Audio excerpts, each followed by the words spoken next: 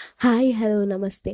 Watch Kannada serial ಚಾನಲ್ಗೆ ಸ್ವಾಗತ. ಮೊದಲು ನಮ್ಮ ಚಾನಲ್ ಸಬ್ಸ್ಕ್ರೈಬ್ ಮಾಡ್ಕೊಳ್ಳಿ. ಇವತ್ತಿನ ಲಕ್ಷ್ಮೀ ಬಾರಮ್ಮ ಪೂರ್ತಿ ಸಂಚಿಕೆಯಲ್ಲಿ ಏನಾಗುತ್ತೆ ಅಂತ ನೋಡೋಣ. ಸಂಚಿಕೆ ಪ್ರಾರಂಭದಲ್ಲಿ ಲಕ್ಷ್ಮಿ ಅಡುಗೆ ಮಾಡ್ತಾ ಇರ್ತಾಳೆ. ಆಗ ಮನೆ ಕೆಲಸದವ್ಳು ಬರ್ತಾಳೆ. ಮೇಡಮ್, ನೀವ್ಯಾಕೆ ಅಡುಗೆ ಮಾಡ್ತಿದ್ದೀರಾ? ನೀವೇನಾದರೂ ಅಡುಗೆ ಮಾಡ್ತಿರೋದನ್ನ ಕಾರುಣ್ಯ ಅಮ್ಮ ನೋಡಿದರೆ ನನ್ನನ್ನಂತೂ ಸುಮ್ಮನೆ ಬಿಡಲ್ಲ, ಬೆಂಡೆತ್ತು ಬಿಡ್ತಾರೆ ನನಗೆ ಅಂತ ಹೇಳ್ತಾಳೆ. ಆಗ ಲಕ್ಷ್ಮಿ ಹೇಳ್ತಾಳೆ, ಅಯ್ಯೋ ಪರವಾಗಿಲ್ಲ, ನನಗೆ ಅಡುಗೆ ಮಾಡದೆ ಸುಮ್ಮನೆ ಕೂತ್ಕೊಳ್ಳಿಕ್ಕಾಗಲ್ಲ. ನಮ್ಮ ಮನೇಲಿದ್ರು ನಾನು ಅಡುಗೆ ಮಾಡ್ತಾ ಇದ್ದೆ, ಹಾಗೇನೆ ಇಲ್ಲಿ ನಾನು ಅಡುಗೆ ಮಾಡ್ತಾ ಇದ್ದೇನೆ ಅಂತ ಹೇಳ್ಕೊಂಡು ಖುಷಿಯಾಗಿ ಮಾತಾಡ್ತಾಳೆ. ಆಗ ಮನೆ ಕೆಲಸದವ್ಳು ಹೇಳ್ತಾಳೆ, ನೀವೆಷ್ಟು ಒಳ್ಳೆಯವ್ರಲ್ವಾ, ನೀವು ನನ್ನ ಹತ್ರ ಎಷ್ಟು ಖುಷಿಯಾಗಿ ಮಾತಾಡ್ತಿದ್ದೀರಾ, ನಿಮಗೆ ಭೇದ ಭಾವ ಅಲ್ವಾ, ಏನೂ ಇಲ್ಲ ಅಲ್ವಾ ಅಂತ ಹೇಳ್ತಾಳೆ. ಯಾಕೆ ಭೇದ ಭಾವ? ಮನೆ ಕೆಲಸದವ್ರ ಹತ್ರ ಒಳ್ಳೆ ಮಾಡಿ ಮಾತಾಡಬಾರ್ದಾ ಅಂತ ಹೇಳಿ ಲಕ್ಷ್ಮಿ ಹೇಳ್ತಾಳೆ. ಆಗ ಅವಳು ಹೇಳ್ತಾಳೆ, ಅಲ್ಲ ಅಮ್ಮ, ನಾವು ಬೇರೆ ಕಡೆ ಎಲ್ಲ ಹೋದರೆ ಅವರೆಲ್ಲ ನಮ್ಮನ್ನು ಜೀತದಾಳ್ ಥರ ನೋಡ್ತಾರೆ. ಏನೋ ಅವ್ರ ಮನೆಗೆ ನಾವು ಕದಿಲಿಕ್ಕೆ ಬಂದಿದ್ದೇವೋ ಅನ್ನೋ ರೀತಿಯಲ್ಲಿ ನಮ್ಮ ನೋಡ್ತಾ ಇರ್ತಾರೆ ಅಂತ ಹೇಳ್ತಾಳೆ. ಆಗ ಲಕ್ಷ್ಮಿ ಹೇಳ್ತಾಳೆ, ಬೇರೆಯವ್ರು ಹೇಗೋ ಗೊತ್ತಿಲ್ಲ, ನನಗಂತೂ ಯಾವುದೇ ರೀತಿ ಭೇದ ಭಾವ ಇಲ್ಲ, ನನಗೆ ಎಲ್ಲರೂ ಒಂದೇ ಅಂತ ಹೇಳ್ತಾಳೆ. ಅಷ್ಟರಲ್ಲಿ ಕಾರುಣ್ಯ ಬರ್ತಾಳೆ. ಕಾರುಣ್ಯ ಬಂದು ಹೇಳ್ತಾಳೆ, ಲಕ್ಷ್ಮಿ ನೀನೇನು ಮಾಡ್ತಿದ್ಯಾ ಅಂತ ಹೇಳಿ. ನನಗೆ ಹೇಳಿದೆ ಅಲ್ವಾ, ಲಕ್ಷ್ಮಿ ಹತ್ರ ಏನು ಕೆಲಸ ಮಾಡಿಸಬಾರ್ದು ಅಂತ ಹೇಳ್ಕೊಂಡು, ಅವಳು ನಮ್ಮ ಮನೆ ಗೆಸ್ಟು, ಅವಳ ಹತ್ರ ಏನು ಕೆಲಸ ಮಾಡಿಸ್ಬಾರ್ದು ಅಂತ ಹೇಳ್ತಾಳೆ. ಆಗ ಲಕ್ಷ್ಮಿ ಹೇಳ್ತಾಳೆ, ಅಯ್ಯೋ ಆಂಟಿ ಪರವಾಗಿಲ್ಲ, ಅವ್ರೇನು ಮಾಡಿಸ್ಲಿಲ್ಲ, ನಾನೇ ಕೆಲಸ ಮಾಡ್ತಾ ಇದ್ದೇನೆ ಅಂತ ಹೇಳ್ತಾಳೆ. ಅಷ್ಟರಲ್ಲಿ ಕೀರ್ತಿ ಬರ್ತಾಳೆ. ಕೀರ್ತಿ ಬಂದು, ಲಕ್ಷ್ಮಿ ಅಡುಗೆ ಮಾಡ್ತಿದ್ಯಾ, ದೋಸೆ ಮಾಡ್ತಿದ್ಯಾ, ಲಕ್ಷ್ಮಿ ನನಗೂ ಒಂದು ದೋಸೆ ಬೇಕು, ನನಗೂ ಒಂದು ದೋಸೆ ಬೇಕು ಅಂತ ಹೇಳ್ತಾಳೆ.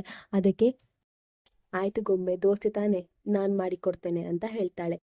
ಇನ್ನು ಕೀರ್ತಿ ನಾನೇ ದೋಸೆ ಹಾಕ್ತೇನೆ ಅಂತ ಹೇಳಿ ಸೌಟ್ ಇಟ್ಕೊಂಡು ದೋಸೆ ಹಾಕ್ತಾ ಇರ್ತಾಳೆ. ಆವಾಗ ಕೀರ್ತಿಯ ಬ್ರಾಸ್ಲೆಟ್ ಲಕ್ಷ್ಮಿಯ ಮಾಂಗಲ್ಯ ಸರಕ್ಕೆ ಸಿಕ್ಕಿ ಹಾಕ್ಕೊಂಡಿರುತ್ತೆ.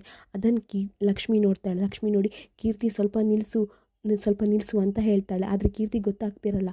ಆಗ ಕಾರಣ ಹೇಳ್ತಾಳೆ, ಕೀರ್ತಿ ಸ್ವಲ್ಪ ಹಾಗೆ ನಿಂತ್ಕೋ ಬೇಬಿ, ಪ್ಲೀಸ್ ಸ್ವಲ್ಪ ಹಾಗೆ ನಿಂತ್ಕೋ ಅಂತ ಹೇಳ್ತಾಳೆ. ಆಗ ಆಗ ಕೀರ್ತಿ ಅಲ್ಲೇ ನಿಲ್ತಾಳೆ. ಆವಾಗ ಲಕ್ಷ್ಮಿ ಸಿಕ್ಕಿ ಹಾಕ್ಕೊಂಡಿರುವ ಮಾಂಗಲ್ಯ ಸರನ್ನು ತೆಗಿತಾಳೆ. ಇನ್ನು ಈ ಕಡೆ ಅಜ್ಜಿ ಹೇಳ್ತಾ ಇರ್ತಾರೆ, ಕಾವೇರಿ ಏನು ಹೇಳ್ತಿದ್ಯಾ, ಸೊಸೆ ಈ ಮನೆಗೆ ಬರಬೇಕಂತ ಹೇಳ್ತಿದ್ಯಾ ಅಂತ ಹೇಳ್ತಾರೆ ಅಜ್ಜಿ. ಹೌದಮ್ಮ, ಸೊಸೆ ಇಲ್ದಿರೋ ಮನೆ ಖಾಲಿ ಖಾಲಿ ಹೊಡಿತಾ ಇರುತ್ತೆ. ಸೊಸೆ ಇಲ್ದಿದ್ರೆ ನನಗೆ ಯಾಕೋ ಇಲ್ಲಿ ಇರೋಕೆ ಇಷ್ಟ ಆಗಲ್ಲ. ನೀನೇ ಹೇಳ್ತಿದ್ದೆ ಅಲ್ಲಮ್ಮ, ಸೊಸೆ ಇರಬೇಕು ಮನೆಯಲ್ಲಿ ಅಂತ. ನನಗೆ ಯಾಕೋ ನನ್ನ ಮಗನ ಜೊತೆ ಸೊಸೆ ಇದ್ದರೆ ಚಂದ ಅಂತ ಅನಿಸುತ್ತೆ. ಆಗ ಗಂಗಾ ಮನಸ್ಸಲ್ಲೇ ಅಂದ್ಕೊಳ್ತಾ ಇರ್ತಾಳೆ, ಇದೇನಿದು, ಭೂತದ ಬಾಯಲ್ಲಿ ಭಗವದ್ಗೀತೆ ಬರ್ತಾ ಇದೆ ಅಲ್ಲ, ಇದೇನು ನಿಜನಾ ಸುಳ್ಳ ಒಂದು ಗೊತ್ತಾಗ್ತಿಲ್ಲ ಅಂತ ಹೇಳ್ತಾಳೆ. ಆಗ ಕಾವೇರಿ ಹೇಳ್ತಾಳೆ, ಹೌದು, ನನ್ನ ಸೊಸೆನ ತುಂಬ ಮಿಸ್ ಮಾಡ್ಕೊಳ್ತಾ ಇದ್ದೇನೆ. ನೋಡಿ, ಸೊಸೆ ಇಲ್ಲ ಅಂದರೆ ಮನೆ ಎಷ್ಟು ನಿಶಬ್ದವಾಗಿದೆ, ಅದೇ ಸೊಸೆ ಇದ್ದಿದ್ರೆ ಮನೆ ಎಷ್ಟು ಪ್ರಶಾಂತವಾಗಿರ್ತಿತ್ತು, ಮನೆ ಎಷ್ಟು ಖುಷಿಯಾಗಿರ್ತಿತ್ತು, ಕಳ್ಕಳಿ ಆಗಿರ್ತಿತ್ತು ಅಂತ ಹೇಳ್ತಾಳೆ. ಆಗ ಕೃಷ್ಣ ಹೇಳ್ತಾಳೆ ಆಗ ಕೃಷ್ಣ ಹೇಳ್ತಾನೆ, ಏನು ಕಾವೇರಿ, ಏನಾದರೂ ನಿದ್ರೆಗಣ್ಣಲ್ಲಿ ಮಾತಾಡ್ತಿದ್ಯಾ ಅಂತ ಹೇಳ್ತಾನೆ. ಆಗ ಕಾವೇರಿ ಹೇಳ್ತಾಳೆ, ಇಲ್ಲ ರೀ, ನಿಜಾನೇ ಹೇಳ್ತಿದ್ದೇನೆ ಅಂತ ಹೇಳ್ತಾಳೆ. ಕೃಷ್ಣ, ನಾನು ಹೇಳ್ತಿರೋದು ನಿಜ.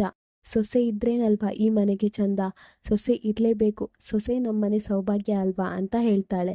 ಆವಾಗ ಗಂಗಾ ಹೇಳ್ತಾಳೆ, ಏನು, ನಾನು ಪ್ಲ್ಯಾನ್ ಮಾಡಿದ್ದು ವರ್ಕ್ ಆಯ್ತಾ, ನಾನು ತಿಂಡಿ ಸರಿಯಾಗಿ ಮಾಡಿರಲಿಲ್ಲ ಅಂದರೆ ಅದಕ್ಕೋಸ್ಕರ ಕಾವೇರಮ್ಮಂಗೆ ಲಕ್ಷ್ಮಕ್ಕ ಇಲ್ಲಿ ಇರ್ಬೇಕಂತ ಅನಿಸ್ತಾ ಅಂತ ಅಂದ್ಕೊಳ್ತಾ ಇರ್ತಾಳೆ. ಇನ್ನು ಅಜ್ಜಿ ಹೇಳ್ತಾ ಇರ್ತಾಳೆ, ಅಂದರೆ ಕಾವೇರಿಗೆ ಲಕ್ಷ್ಮಿನ ಮನೆ ಕರ್ಕೊಂಬರೋ ಯೋಚನೆ ಬಂತ, ದೇವ್ರೇ ಅಂತ ಹೇಳ್ಕೊಂಡು ಯೋಚನೆ ಮಾಡ್ತಾ ಇರ್ತಾಳೆ. ಆಗ ಅಜ್ಜಿಗೆ ಖುಷಿಯಾಗಿ, ಏನು ಕಾವೇರಿ, ನಿಜ ಹೇಳ್ತಿದ್ಯಾ, ಇನ್ನು ಈ ಮಾತಿಗೆ ನಿನ್ನ ಬಾಯಿಗೆ ಸಕ್ಕರೆನೇ ಹಾಕಬೇಕು, ಅದಕ್ಕಿಂತ ಮುಂಚೆ ಒಂದು ಕೆಲಸ ಮಾಡೋಕ್ಕಿದೆ, ಬಾ ಕಾವೇರಿ ಬಾ ಕಾವೇರಿ ಅಂತ ಹೇಳ್ಕೊಂಡು ಕರ್ಕೊಂಡು ಹೋಗ್ತಾಳೆ. ಇನ್ನು ಗಂಗಾ, ಅಜ್ಜಿನ ಚಿತ್ರಾನ್ನ ಮಾಡಿದ್ದೇನೆ, ಅದನ್ನು ತಿಂದ್ಕೊಂಡು ಹೋಗಿ ಅಂತ ಹೇಳ್ತಾಳೆ. ಅದಕ್ಕೆ ಅಜ್ಜಿ ಹೇಳ್ತಾಳೆ, ಮೊದಲು ನನಗೆ ಒಂದು ಒಳ್ಳೆ ಕೆಲಸ ಮಾಡಬೇಕು ಅಂತ ಹೇಳಿ ಕಾವೇರಿನ ಎಳ್ಕೊಂಡು ಹೋಗ್ತಾಳೆ. ಇನ್ನು ಈ ಕಡೆ ಲಕ್ಷ್ಮಿ ಅವಳ ತಾಳಿನ ಹಿಡ್ಕೊಂಡು ನೋಡ್ತಾ ಇರ್ತಾಳೆ ಏನಾಗಿದೆ ಅಂತ. ಇನ್ನು ಕೀರ್ತಿಗೆ ಆ ತಾಳಿ ನೋಡಿ ಅವಳಿಗೆ ಹಿಂದಿಂದೆಲ್ಲ ನೆನಪಾಗುತ್ತೆ. ಹಿಂದೆ ಇದೇ ರೀತಿ ತಾಳಿಗೆ ಕೀರ್ತಿ, ನನಗೆ ತಾಳಿ ಬೇಕು, ನಿಂಗೆ ಎಷ್ಟು ಹಣ ಬೇಕು ನಾನು ಕೊಡ್ತೇನಂತ ಹೇಳಿದೆಲ್ಲ ಕೀರ್ತಿಗೆ ಅರೆಮರೆಯಲ್ಲಿ ಕಾಣಿಸ್ತಾ ಇರ್ತದೆ.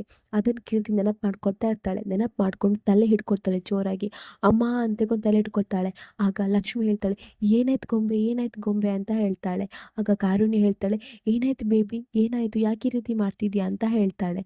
ಆಗ ಕೀರ್ತಿ ಹೇಳ್ತಾಳೆ, ನಂಗೆ ಈ ಥರದ್ದು ಸೀನ್ ನಾನು ನೋಡಿದ್ದೇನೆ, ಇದಕ್ಕಿಂತ ಮೊದಲೇ ನಾನು ಈ ಥರದ್ದು ಸೀನ್ ನೋಡಿದ್ದೇನೆ, ನಾನು ನೋಡಿದ್ದೇನೆ ಲಚ್ಚಿ, ಈ ಥರ ಒಂದಿನ ಆಗಿದೆ, ನಾನು ನೋಡಿದ್ದೇನೆ ಅಂತ ಹೇಳ್ತಾ ಇರ್ತಾಳೆ.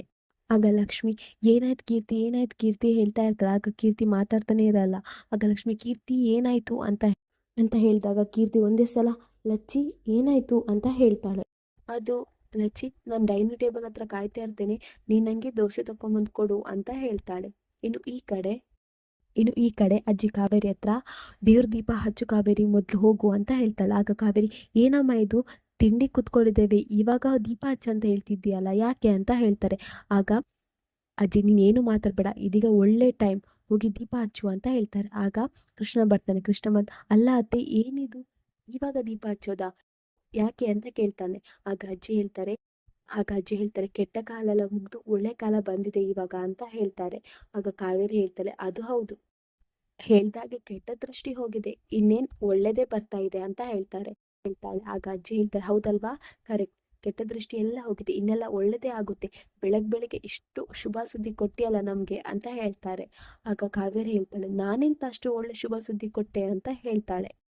ನೀನು ಮನಸ್ಸು ಬದಲಾಯಿಸ್ಕೊಂಡು ಲಕ್ಷ್ಮಿನ ಈ ಮನೆಗೆ ಕರ್ಕೊಂಡು ಬರಬೇಕು ಅಂತ ಹೇಳಿದ್ಯಲ್ಲ, ಇದಕ್ಕಿಂತ ಒಳ್ಳೆ ಸುದ್ದಿ ಏನೇ ಇದೆ ಅಂತ ಕೇಳ್ತಾರೆ.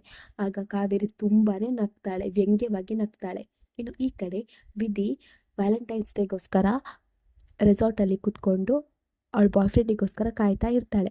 ಅವಳು ಹೇಳ್ತಾ ಇರ್ತಾಳೆ, ಅಂತೂ ಇಂತೂ ಅಮ್ಮನ ಹತ್ರ ಎಲ್ಲ ವಿಷಯ ಮಾತಾಡಿಬಿಟ್ಟೆ, ಇವತ್ತು ಎಷ್ಟೊಳ್ಳೆ ಎಕ್ಸೈಟಿಂಗ್ ಆಗಿರೋ ವಿಷಯ ಹೇಳಬೇಕು ಇವನಿಗೆ, ಆದರೆ ಇವನು ಇನ್ನೂ ಬರಲಿಲ್ಲ. ಎಲ್ಲರೂ ಹುಡುಗಿಗೋಸ್ಕರ ಕಾಯ್ತಾರೆ, ಆದರೆ ನಾನಿಲ್ಲಿ ಇವನಿಗೋಸ್ಕರ ಕಾಯ್ತಿದ್ದೇನೆ, ಎಲ್ಲಿ ಹೋದ್ನೋ, ಇನ್ನೂ ಯಾಕೆ ಬರಲಿಲ್ವೋ ಹೇಳ್ಕೊಂಡು ಹೇಳ್ತಾ ಇರ್ತಾಳೆ. ಇನ್ನು ಅವಳ ಬಾಯ್ ಫ್ರೆಂಡ್ ಬರ್ತಾನೆ. ಬಾಯ್ ಫ್ರೆಂಡ್ ಬಂದಾಗ ವಿಧಿಗೆ ತುಂಬ ಖುಷಿ ಆಗುತ್ತೆ, ಹೋಗಿ ಗಟ್ಟಿಯಾಗಿ ಹಗ್ ಮಾಡ್ಕೊಳ್ತಾಳೆ. ಆದರೆ ಅವ್ನು ಹಗ್ ಮಾಡ್ಕೊಳ್ತಾ ಇರಲ್ಲ. ಇನ್ನು ವಿಧಿ ಹೇಳ್ತಾಳೆ, ಬೇಬಿ ತಗೋ, ಇದೇ ನಿಮಗೆ ಗಿಫ್ಟ್ ವ್ಯಾಲೆಂಟೈನ್ಸ್ ಡೇಗೆ, ನೋಡು ಇದು ನಮ್ಮ ಲಾಸ್ಟ್ ವರ್ಷ ಆ್ಯಸ್ ಅ ಕಪಲ್ಸ್ ಆಗಿ, ಇನ್ನು ಮುಂದೆ ನಮ್ಮ ಮದುವೆ ಆಗುತ್ತೆ, ಖುಷಿಯಾಗಿರು ಬೇಬಿ, ಖುಷಿ ಪಡು ಬೇಬಿ ಅಂತ ಹೇಳ್ತಾಳೆ. ಆದರೆ ಅವ್ನು ಖುಷಿಯಾಗಿರಲ್ಲ. ಅವ್ನು ಹೇಳ್ತಾನೆ, ಏನು ಬೇಬಿ ಖುಷಿಯಾಗಿರೋದು, ಇದು ನನಗೆ ಸಚ್ ಅ ಬ್ಯಾಡ್ ಡೇ ಗೊತ್ತಾ, ನಮ್ಮ ಮದುವೆ ಆಗಲ್ಲ ಬೇಬಿ ಅಂತ ಹೇಳ್ತಾಳೆ. ಇನ್ನು ಈ ಕಡೆ ಅಜ್ಜಿ ಹೇಳ್ತಾರೆ, ಯಾಕೆ ಕಾವೇರಿ ಇಷ್ಟು ನಗ್ತಾ ಇದೆಯಾ, ನಿಲ್ಲಿಸು ಅಂತ ಹೇಳ್ತಾರೆ. ಆಗ ಕಾವೇರಿ ಹೇಳ್ತಾಳೆ, ಅಲ್ಲ ಅಮ್ಮ, ನಾನೇನಾದರೂ ಆಸ್ಪತ್ರೆಯಲ್ಲಿ ಸಿಕ್ಕಿದ ಮಗುನ, ಇಲ್ಲದ್ರೆ ಯಾರಾದರೂ ಬಿಟ್ಟು ಹೋಗಿದ್ರಾ, ಇಲ್ಲದ್ರೆ ಜಾತ್ರೆಯಲ್ಲಿ ಕಳೆದು ಹೋಗಿದಾಗ ಸಿಕ್ಕಿದ ಮಗುನ ಅಂತ ಕೇಳ್ತಾಳೆ. ಆಗ ಅಜ್ಜಿ ಹೇಳ್ತಾರೆ, ಯಾಕೆ ಈ ರೀತಿ ಮಾತಾಡ್ತಿದ್ಯಾ ಅಂತ ಹೇಳ್ತಾರೆ. ಆಗ ಕಾವೇರಿ ಹೇಳ್ತಾಳೆ, ಅಲ್ಲ ಅಮ್ಮ, ಇಷ್ಟು ವರ್ಷ ಆಯಿತು, ಇನ್ನೂ ನಿನಗೆ ನಾನು ಏನಂತ ಅರ್ಥ ಆಗಲಿಲ್ವಾ, ನಾನು ಲಕ್ಷ್ಮಿನೇ ಈ ಮನೆಗೆ ಕರ್ಕೊಂಡು ಬರೋದ, ಏನಮ್ಮ ಮಾತಾಡ್ತಿದ್ಯಾ ಅಂತ ಹೇಳಿ ನಗ್ತಾಳೆ. ಆಗ ಕೃಷ್ಣ ಹೇಳ್ತಾನೆ, ಕಾವೇರಿ ನಿಂಗೆ ಏನಾಗಿದೆ, ನೀನೇ ಹೇಳಿದ್ದಲ್ಲ ಸೊಸೆನ ಮಿಸ್ ಮಾಡ್ಕೊಳ್ತಿದ್ದೇನೆ, ಸೊಸೆನ ಕರ್ಕೊಂಡು ಬರಬೇಕು ಅಂತ ಹೇಳ್ತಾಳೆ. ಆಗ ಗಂಗಾನು ಹೇಳ್ತಾಳೆ, ಅಲ್ಲ ಕಾವೇರಮ್ಮ, ನೀವು ಕನ್ಫ್ಯೂಸ್ ಮಾಡ್ತಿದ್ದೀರಾ, ನೀವೇ ಹೇಳಿದ್ರಲ್ಲ ಸೊಸೆ ಈ ಮನೆಗೆ ಬೇಕು ಅಂತ, ಒಂದು ಕಡೆ ಹೇಳ್ತಿದ್ದೀರಾ ಲಕ್ಷ್ಮಿಯ ಮನೆಗೆ ಬರಬಾರ್ದು ಅಂತ, ಇನ್ನೊಂದು ಕಡೆ ಹೇಳ್ತಿದ್ದೀರಾ ಸೊಸೆ ಬೇಕು ಅಂತ, ಹಾಗಂದ್ರೆ ಏನು, ನಂಗೆ ಒಂದು ಅರ್ಥ ಆಗ್ತಿಲ್ಲ ಅಂತ ಗಂಗಾ ಹೇಳ್ತಾಳೆ. ಆಗ ಕಾವೇರಿ ಹೇಳ್ತಾಳೆ, ನೋಡು ಗಂಗಾ, ಈ ಮನೇಲಿ ಹಿರಿಯರು ನನ್ನಮ್ಮಂಗೆ ನನ್ನ ಉದ್ದೇಶ ಗೊತ್ತಾಗಲಿಲ್ಲ, ಹಾಗಿರುವಾಗ ನಿಂಗೆ ನನ್ನ ಉದ್ದೇಶ ಗೊತ್ತಾಗುತ್ತೆ ಅಂತ ಕೇಳ್ತಾರೆ. ಆಗ ಅಜ್ಜಿ ಹೇಳ್ತಾರೆ, ಅದೇನೇ ನಿನ್ನ ಉದ್ದೇಶ ಅಂತ ಕೇಳ್ತಾರೆ. ಆಗ ಕಾವೇರಿ ಹೇಳ್ತಾಳೆ, ಈ ಮನೆಗೆ ಸೊಸೆ ಬೇಕಂತ ಹೇಳಿದೆ, ಆದರೆ ಲಕ್ಷ್ಮಿ ಬೇಕಂತ ಎಲ್ಲೂ ಹೇಳಿಲ್ಲಲ್ವಾ ಅಂತ ಹೇಳ್ತಾಳೆ. ಆಗ ಅಜ್ಜಿ ಮನೆಯವರೆಲ್ರಿಗೂ ಆಶ್ಚರ್ಯ ಆಗುತ್ತೆ. ಆಗ ಅಜ್ಜಿ ಹೇಳ್ತಾರೆ, ಏನೇ ಹೇಳ್ತಿದ್ಯಾ ಕಾವೇರಿ ಅಂತ ಹೇಳ್ತಾರೆ. ಆಗ ಕಾವೇರಿ ಹೇಳ್ತಾಳೆ, ಆ ಲಕ್ಷ್ಮಿನ ನಾನು ಇನ್ನೊಂದ್ಸಲ ಮನೆ ಕರೆಸೋದಾ, ಚಾನ್ಸೇ ಇಲ್ಲ, ನನ್ನನ್ನು ಜೈಲಿನ ಮುಖ ನೋಡೋ ಹಾಗೆ ಮಾಡಿದ್ದವಳು, ಅವಳನ್ನು ಈ ಮನೆಗೆ ಕರೆಸೋದಾ, ಅದು ದರ್ದೇ ನನಗಿಲ್ಲ, ಅವಳನ್ನು ಇನ್ನೊಂದ್ಸಲ ಲಕ್ಷ್ಮೀ ಬಾರಮ್ಮ ಅಂತ ಕರೆಯೋ ಸೀನೇ ಇಲ್ಲ, ಅವಳನ್ನು ಒದ್ದು ಹೊರಗಾಕಿ ಆಗಿದೆ ನಾನು ಅಂತ ಹೇಳ್ತಾರೆ. ಆಗ ಅಜ್ಜಿ ಹೇಳ್ತಾರೆ, ಏನೇ ಹಾಗಂದ್ರೆ ಅಂತ ಹೇಳ್ತಾರೆ. ಆಗ ಕಾವೇರಿ ಹೇಳ್ತಾಳೆ, ಆ ಲಕ್ಷ್ಮಿನ ಹೊರಗಡೆ ದಬ್ಬಿದ್ದೇನೆ, ಇನ್ನು ನಾನು ನಮ್ಮ ಮನೆಗೆ ಹೊಸ ಸೊಸೆನ ತರ್ತೇನೆ ಅಂತ ಹೇಳ್ತಾಳೆ. ಆಗ ಮನೆಯವರೆಲ್ರಿಗೂ ತುಂಬಾ ಶಾಕ್ ಆಗುತ್ತೆ, ಏನು ಹೇಳ್ತಿದ್ಯಾ ಕಾವೇರಿ ನೀನು ಅಂತ ಹೇಳ್ತಾರೆ. ಆಗ ಕಾವೇರಿ ಹೇಳ್ತಾಳೆ, ಈಗ ನಾನು ಹೇಳ್ತೇನೆ, ಕರೆಕ್ಟಾಗಿ ಕೇಳಿ, ನನ್ನ ಪುಟ್ಟಂಗೆ ಅಂದರೆ ನಿಮ್ಮೆಲ್ಲರ ಪ್ರೀತಿಯ ವೈಷ್ಣವ್ಗೆ ಇನ್ನೊಂದು ಮದುವೆ ಮಾಡಬೇಕಂತ ಇದ್ದೇನೆ. ಇನ್ನು ವೈಷ್ಣವ್ ಕಲ್ಯಾಣಕ್ಕೆ ಎಲ್ಲರೂ ಸಿದ್ಧರಾಗಿ, ಆ ಲಕ್ಷ್ಮಿಯಿಂದ ಕಂಪ್ಲೀಟಾಗಿ ಮುಕ್ತಿ ಕೊಡಿಸ್ತೇನೆ ಅಂತ ಹೇಳ್ತಾಳೆ. ಆಗ ಮನೆಯವರೆಲ್ರಿಗೂ ತುಂಬಾ ಶಾಕ್ ಆಗುತ್ತೆ. ಇನ್ನು ಅದನ್ನು ಸುಪ್ರೀತಾ ಕೇಳಿಸ್ಕೊಂಡು ಸುಪ್ರೀತಾ ಬರ್ತಾಳೆ. ಬಂದು, ಏನಾಗಿದೆ ನಿಮ್ಮೆಲ್ರಿಗೂ, ಅಲ್ಲ ಅಣ್ಣ, ನಿಮ್ಮೆಲ್ಲರ ಬುದ್ಧಿಯನ್ನು ಅಡೆ ಇಟ್ಟಿದ್ದೀರಾ, ಏನು ನಿಮ್ಮ ಕತೆ ಅಂತ ಬೈತಾಳೆ. ಆಗ ಕಾವೇರಿ ಹೇಳ್ತಾಳೆ, ನೋಡು ಸುಪ್ರೀತಾ, ಕಿರಿಚಬೇಡ ಅಂತ ಹೇಳ್ತಾಳೆ. ಆಗ ಸುಪ್ರೀತಾ ಹೇಳ್ತಾಳೆ, ನೀವು ಈ ರೀತಿ ಮಾಡಿದರೆ ನಾನು ಅರ್ಚಾಡ್ತೀನಿ, ಕಿರ್ಚಾಡ್ತೀನಿ, ಏನಾಗಿದೆ ನಿಮಗೆ ಅಂತ ಹೇಳ್ತಾಳೆ. ನಿಮ್ಗೆ ಏನಾಗಿದೆ, ನೀವೆಲ್ಲ ಸುಮ್ಮನೆ ಇದ್ದೀರಲ್ಲ, ಇನ್ನು ನನ್ನ ಮಹಾನ್ ಹೆಂಡತಿ ಗುಲಾಮ ಅಣ್ಣ, ನೀನ್ಯಾಕೆ ಸುಮ್ಮನೆ ಇದೆಯಾ, ಇನ್ನು ನನ್ನ ಅತ್ತೆ ತಾಯಿ, ನೀವ್ಯಾಕೆ ಸುಮ್ಮನೆ ಇದ್ದೀರಾ, ಅವ್ರು ಹೇಳಿದ್ದಕ್ಕೆ ಕುರಿಗಳ ಥರ ತಲೆ ಅಲ್ಲಾಡಿಸ್ತಿದ್ದೀರಲ್ಲ, ಅವ್ರು ನಿಮಗೆ ತಲೆ ಕಡಿಲಿಕ್ಕೆ ಕಾಯ್ತಾ ಇದ್ದಾರೆ ಅಂತ ಹೇಳ್ತಾರೆ.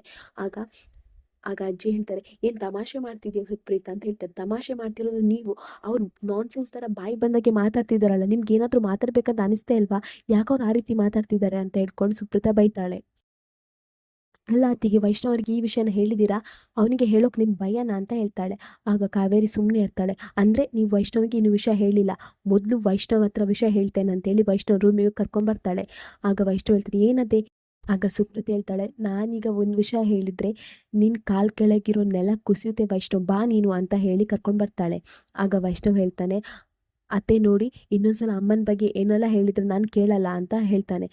ಆಗ ಸುಪ್ರೀತ ಹೇಳ್ತಾಳೆ, ಏನೆಲ್ಲ ಹೇಳಲ್ಲ, ಹೇಳಬೇಕಾಗಿರೋದನ್ನೇ ಹೇಳ್ತೇನೆ. ನಿನ್ನಮ್ಮ ಏನು ಮಾಡ್ಲಿಕ್ಕೆ ಹೊರಟಿದ್ದಾರೆ ಗೊತ್ತಾ? ನಿಂಗೆ ಇನ್ನೊಂದು ಮದುವೆ ಮಾಡ್ಲಿಕ್ಕೆ ಹೊರಟಿದ್ದಾರೆ ವೈಷ್ಣವ್ ಅಂತ ಹೇಳ್ತಾಳೆ.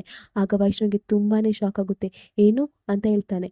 ಆಗ ಸುಪ್ರೀತ ಹೇಳ್ತಾಳೆ, ಹೌದು ಕಣೋ, ನಿಂಗೆ ಇನ್ನೊಂದು ಮದುವೆ ಮಾಡ್ಲಿಕ್ಕೆ ಹೊರಟಿದ್ದಾರೆ ಈ ಅತ್ತಿಗೆ ಅಂತ ಹೇಳ್ತಾಳೆ. ಅದನ್ನು ಕೇಳಿ ವೈಷ್ಣವಿಗೆ ತುಂಬ ಶಾಕ್ ಆಗುತ್ತೆ.